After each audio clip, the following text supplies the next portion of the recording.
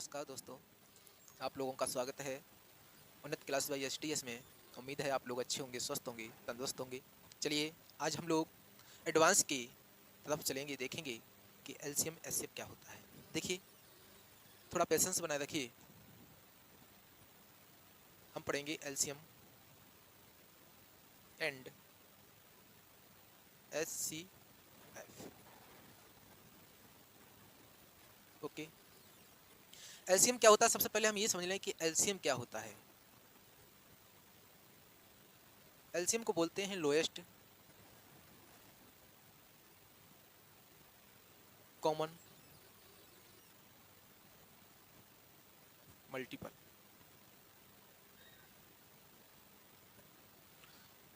इसे बोलते हैं लघुत्तम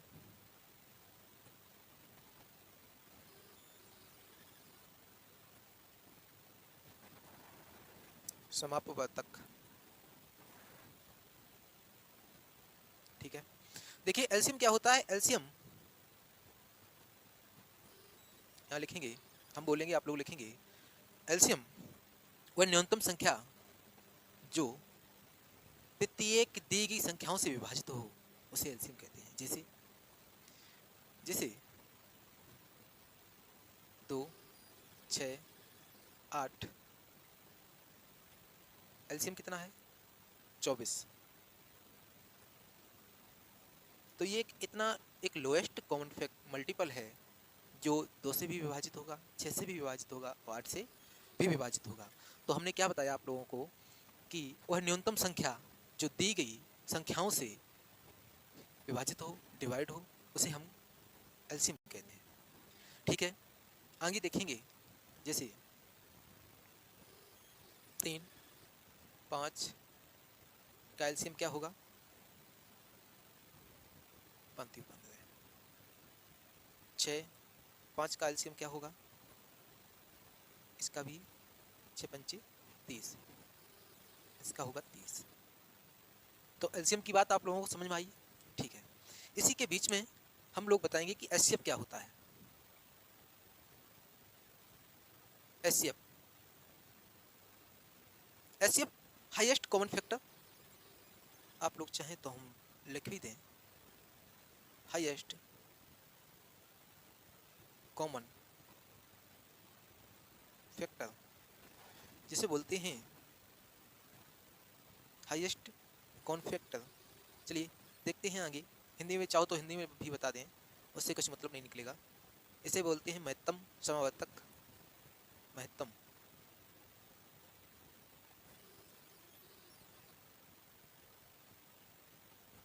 समापवर्तक।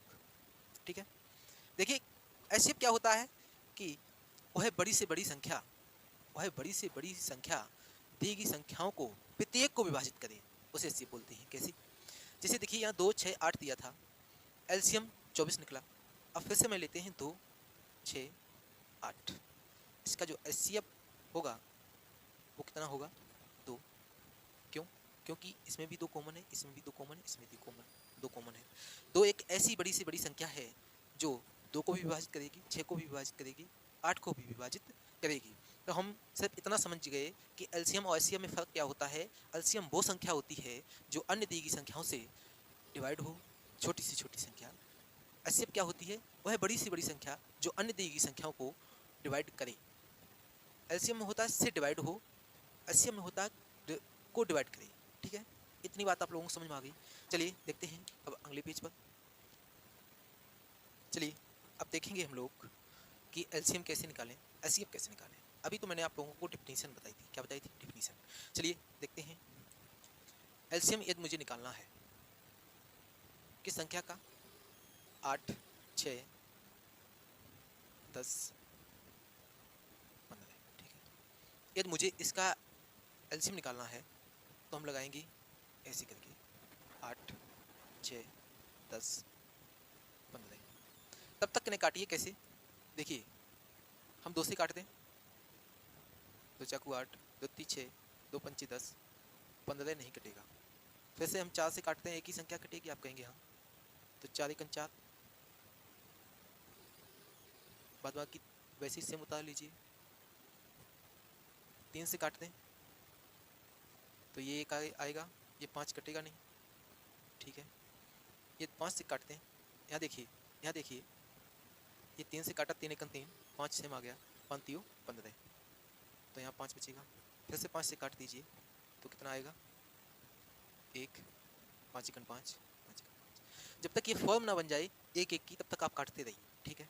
अब देखिए एलसीएम क्या आएगा, 2 चाकू 8, 8 3 24 और 24 पंचे 120।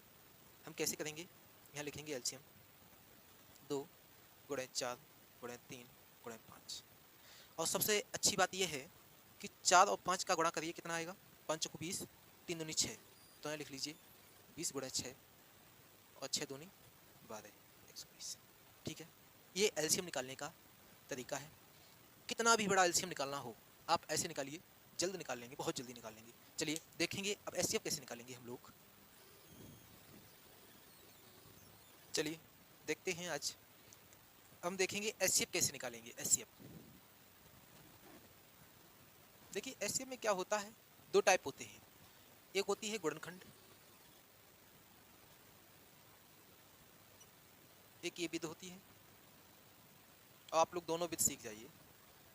और नंबर 2 पे होती है भाग विधि, ठीक है। देखिए इसमें क्या होता है, जैसे मान लीजिए 16 12 12 16 12, यहाँ लिखेंगे हम 24, ठीक है। यहाँ भी लिखेंगे 16 12 24। देखिए होता क्या है, दोनों सेम इसलिए लिखे कि आप लोगों को ये पता चले कि डिफरेंट क्या है, इसमें दोनों में अंतर क्या है। चलिए देखेंगे, 16 का हम गुणनखंड करेंगे तो 2 2 दूनी 4 दूनी 8, 8 दूनी 16, बहुत सही। अब देखेंगे 12 के, 2 दूनी 4, 4 3 12, ठीक है। 24 के करेंगे तो 2 गुणे 2, 2 दूनी 4, 4 3 12, 12 दूनी 24, बहुत बढ़िया। देखिए इसमें क्या होता है, जब कॉमन फैक्टर हम देखेंगे तो एचसीएफ निकालने के लिए देखिए तीनों में कॉमन कौन कौन सी चीज़ें हैं, ये आप लोगों ने कक्षा 6 7 में पढ़ी होंगी। अब यहाँ भी 2 है, यहाँ भी 2 है, यहाँ 3 है, यहाँ 3 है, लेकिन ऊपर वाले में 3 नहीं है, यहाँ बीच वाले में 2 नहीं है। तो एचसीएफ क्या हो गया, हम लिखेंगे एचसीएफ हो गया 2 गुणे 2। कितने जोड़े बने, 1 2 का देखो तीनों में ये जोड़ा बना, 1 2 का तीनों में ये जोड़ा बना, तो 2 जगह लिख लिए 2, तो एचसीएफ कितना आया 4, ठीक है। अब देखिए भाग विधि में क्या होता है, सबसे छोटी संख्या लीजिए, सबसे छोटी संख्या से भाग कीजिए, 16 ले लें या 24 ले लें, जो इच्छा हो वो ले लें। 16 है, 12 से काटा, 12 एकम 12, कितना बचा 4। अब 4 बचा, जो यहाँ रखा था उसे आगे रखेंगे, यहाँ 4 3 12। इसका मतलब क्या हुआ, ये शून्य आ गया नीचे। जब भी भाग विधि में क्या होता है, जब भी ये पूर्णतः विभाजित हो, जिस संख्या से ये पूर्णतः विभाजित होगा वही एचसीएफ होगा। क्या होगा, एचसीएफ होगा। तो कितना आया 4। इसके बाद एक की पॉइंट और देख लीजिए, ये बहुत इंपॉर्टेंट है। जब कभी भी आप, ये तो छोटी छोटे मैंने पद लिए, जिस 16 12 24 जिसमें आप लोग कर सकते हैं। अगर कहीं बड़े आगे तो हम क्या करेंगे, 16 12 और 24, इनकी डिफरेंस कितना है 4 का, इसमें कितना 12 का। अब आप ये देखिए, इसमें 4 का इतना, इसमें 12 का, तो क्लियर बात ये होगी, या तो ये होगा एचसीएफ, या ये होगा, या इन दोनों के मल्टीपल होंगे। जैसे 2 इंटू 2, यहाँ कितना हो जाएगा 3 इंटू 4। यदि ये नहीं होगा तो ये नहीं होगा, तो ये हो जाएगा। तो कहने का मतलब, कभी भी आप अगर एचसीएफ निकालें तो उनके डिफरेंस का निकालें, उनके अंतर का निकालें, फिर उसी में से या तो उसका गुणनखंड कोई होगा या वो खुद होगा, ठीक है। तो एलसीएम एचसीएफ कितना है 4। चलिए इतनी बात आप लोगों को उम्मीद है समझ में आई होगी। अब हम लोग देखेंगे आगे एक छोटे से और टॉपिक को समझ लीजिए, फिर हम क्वेश्चन करते हैं। चलिए आइए देखेंगे।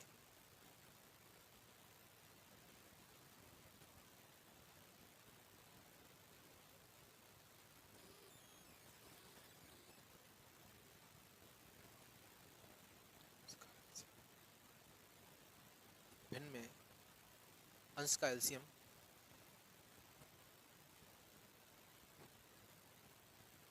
भिन्न में हर का एलसीएम।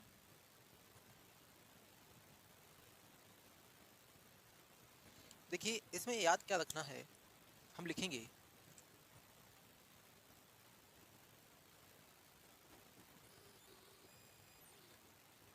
अंशों का एलसीएम बटे हरों का एचसीएफ। इसमें क्या याद रखना है, ये फार्मूला है अंशों का एचसीएफ बटे हरों का एलसीएम।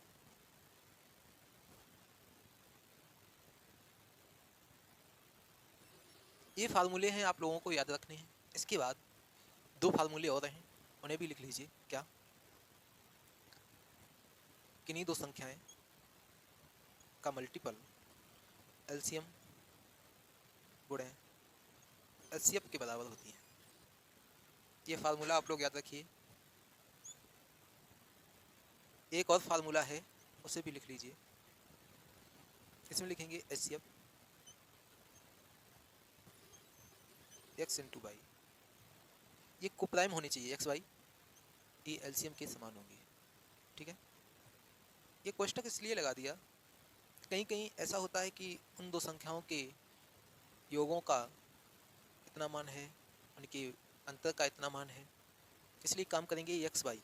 तो एक्स वाई होने क्या चाहिए, एक्स वाई इस जगह के लिए ओनली, इस फार्मूले में एक्स वाई को प्राइम होनी चाहिए।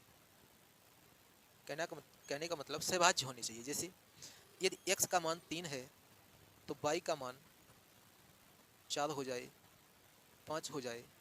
ऐसा ना हो कि y का मान ये 6 हो जाएगा तो ये कोप्राइम नहीं बचेंगे, ये 3 है ये 6 एक दूसरे से कटेंगे, ये 1 आएगा ये 2 आएगा। ऐसा नहीं होना चाहिए। ठीक है, एक दूसरे से ये कटे ना, मतलब रेशियो में बन जाएं। ठीक है, चलिए अब हम देखते हैं कुछ क्वेश्चन। इसके बाद क्लास को यहीं समाप्त करेंगे आज के लिए, कल फिर मिलेंगे। चलिए देखते हैं अगले। चलिए ये क्वेश्चन लिखिए। पहली संख्या